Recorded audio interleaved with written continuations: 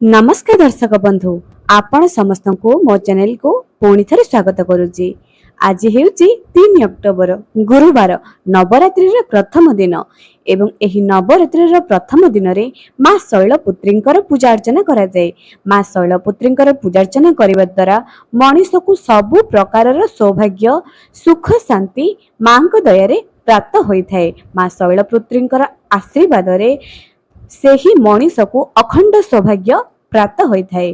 तेबे दर्शक बंधु आज भिडटी आनी आसी प्रत्येक व्यक्ति विशेषों एही नवरात्रि रे आपण माने निज घर को एही 5टी गछ निश्चय आणंतु, कारण एही 5टी गछरे दैवी शक्ति भरपूर थाए। जदि आपणक घरे एही गछ नाही एहाको तुरंत नै करी आसंतु, आपणक घरर दरिद्रता समूली नाश हबो। एही गछ पर सेतिकी अलौकिक शक्ति अछि।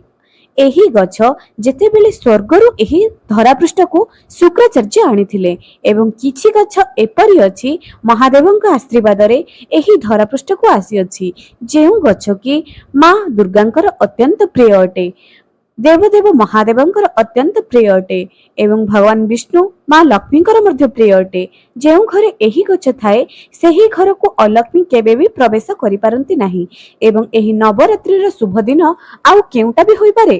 तेणु जेते पारुचंती एही वीडियो को शेयर करंतु। जदि आपण मानक घरे एही गछ नाही एही नवरात्रि ठारो शुभ दिन आउ केउटा भी होई परिबनी। नवरात्रि रे आपण माने निज घर को एही गछ निश्चय आणंतु। तेबे चलंतु केउ गछ विषय मु आज आपण मानको कहूची ता विषय जणाइबी। किंतु दर्शक बंधु जदि ए पर्यंत मो चैनल को सब्सक्राइब करिनांती निहाती सब्सक्राइब करंतु, पाखरे थिबा बेल आइकन को क्लिक करी वीडियो को गोटी लाइक टी करि दियंतु, जा द्वारा कि मो चैनल माध्यम रे आसुथबा प्रत्येक नोटिफिकेशन आपणक पाखरे जल्दी पहुंची परिबो। दर्शक बंधु जेते पारुचंती वीडियो को शेयर करंतु।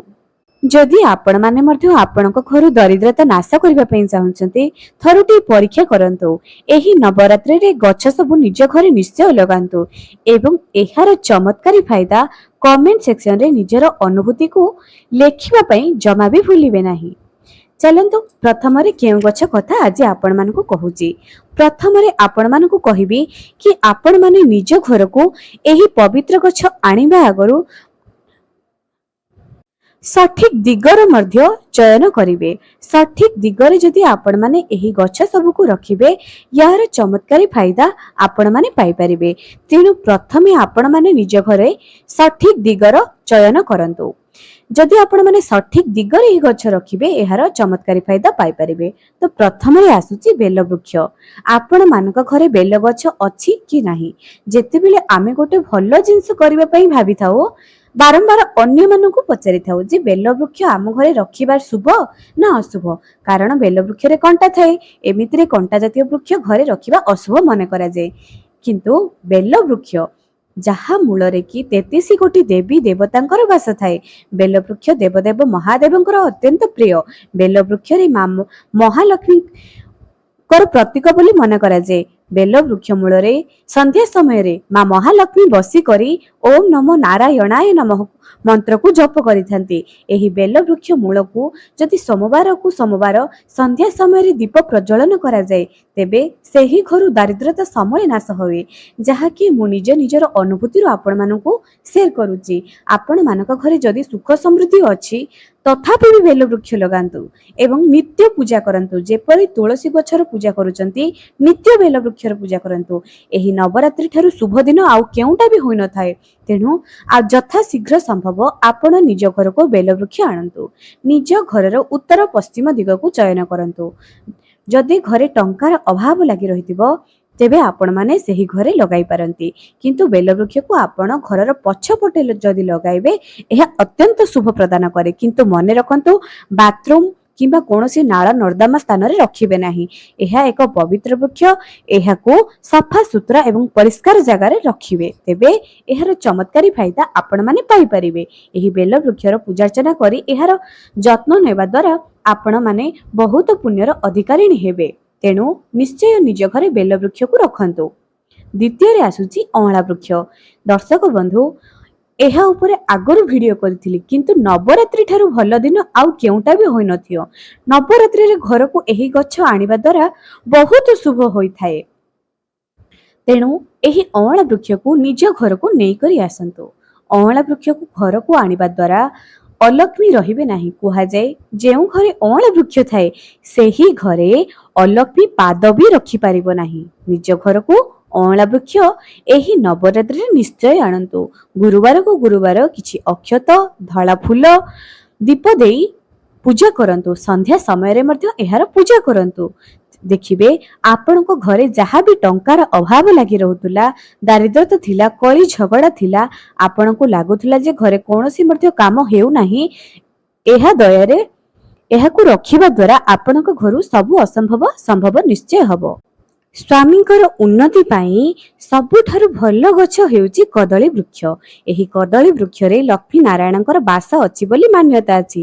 ଏହି କଦଳୀ ବୃକ୍ଷକୁ ଯଦି ଆପଣ ଏହି ନବରାତ୍ରିରେ ନିଜ ଘରେ ଗୁରୁବାର ଦିନ ସ୍ଥାପନ କରନ୍ତି ଏବଂ ଏହି କଦଳୀ ବୃକ୍ଷକୁ ନିତ୍ୟ ପୂଜାର୍ଚ୍ଚନା କରନ୍ତି, ଗୁରୁବାରକୁ ଗୁରୁବାର ବିଶେଷ କରି ପୂଜାର୍ଚ୍ଚନା କରନ୍ତି, ତେବେ ଆପଣଙ୍କ ଘରେ ଧନ ଧାନ୍ୟର କେବେ ବି ଅଭାବ ଲାଗି ରହିବ ନାହିଁ। ଏହି କଦଳୀ ବୃକ୍ଷର ମାହାତ୍ମ୍ୟ ଯିଏ ପୂଜା କରିଛି ସେ ହିଁ ଜାଣିଛି। ଯଦି ନିଜ ସ୍ୱାମୀଙ୍କର ଉନ୍ନତି ଚାହୁଁଛନ୍ତି, ଏହି କଦଳୀ ବୃକ୍ଷକୁ ନିଜ ଘରେ ପୂଜାର୍ଚ୍ଚନା କରନ୍ତୁ।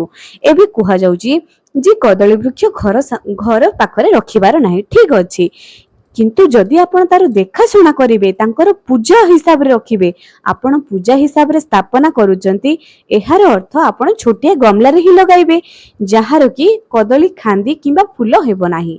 ତ ଏହା ଯଦି ଆପଣ ତାର ଦେଖାଶୁଣା କରିବେ, ତାଙ୍କୁ ଲକ୍ଷ୍ମୀ ନାରାୟଣ ବୋଲି ଭାବି ପୂଜା କରିବେ, ଏହା ଆପଣଙ୍କୁ କୌଣସି ଅଶୁଭ ଫଳ ପ୍ରଦାନ କରିବ ନାହିଁ।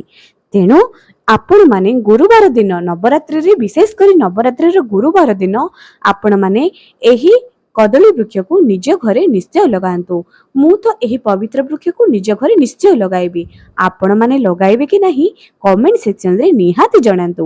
ଏହି କଦଳୀ ବୃକ୍ଷ ଯେଉଁମାନେ ପୂଜା କରନ୍ତି ସେମାନଙ୍କର ସ୍ୱାମୀଙ୍କର ଉନ୍ନତି କେହି ବି ରଖିପାରିବେ ନାହିଁ।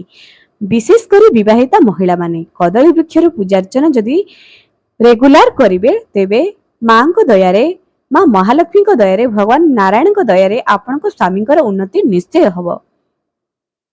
ଚତୁର୍ଥରେ ଆସୁଛି ସଦାବାହାର ଗଛ। ଏହି ସଦାବାହାର ଗଛ ଯାହା ଘରେ ଥାଏ ତାହା ଘରେ କେବେ ବି ଟଙ୍କା ପଇସାର ଅଭାବ ଲାଗି ରହିନଥାଏ।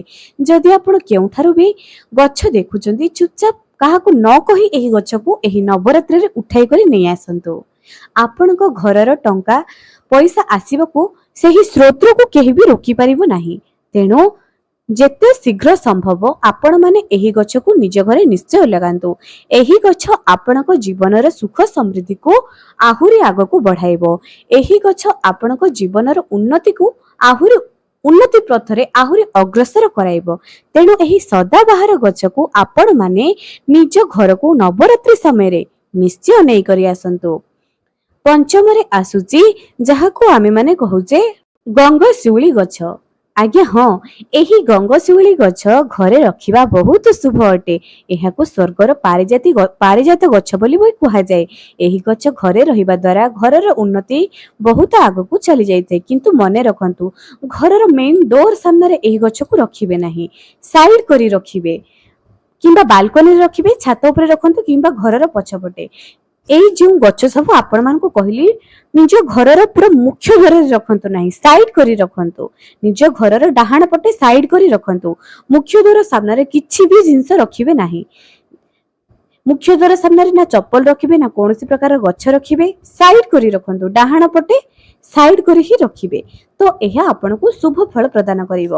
ତା ସହିତ ଯଦି ଘରେ ତୁଳସୀ ଗଛ ବଡ଼ ହୋଇଯାଇଛି, ତାହାକୁ ବାହାର କରି ଅନ୍ୟ ଏକ ଜାଗାରେ ରୋପଣ କରିଦିଅନ୍ତୁ ଏବଂ ନିଜ ଘରେ ଛୋଟିଆ ତୁଳସୀ ଗଛଟିଏ ରୋପଣ କରନ୍ତୁ। ତା ସହିତ ଆପଣମାନେ ଅପରାଜିତା ଗଛକୁ ବି ନବରାତ୍ରି ସମୟରେ ନିଜ ଘରେ ଲଗାଇ ପାରନ୍ତି। ଆଜ୍ଞା, ଏହି ସବୁ ପବିତ୍ର ଗଛ ଆପଣମାନଙ୍କ ଜୀବନରେ ବହୁତ ଉନ୍ନତି ଆଣିବ।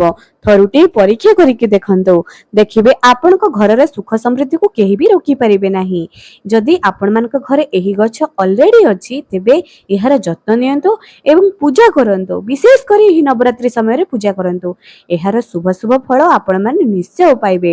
ଦର୍ଶକ ବନ୍ଧୁ, ନବରାତ୍ରି ଗୋଟିଏ ବର୍ଷରେ दुई थर आसी थाए जहाँकि गोटे एप्रिल मासरे चैत्र नवरात्रि आ गोटे आश्विन मासरे नवरात्रि आसी थाए।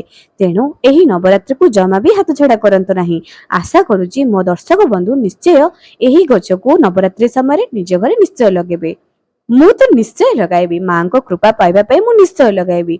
आपण माने मध्य निज घरे मां को कृपा पाइबा पे निश्चय लगांतु। ता सहित निष्ठार सहकारे कर्म करंतु।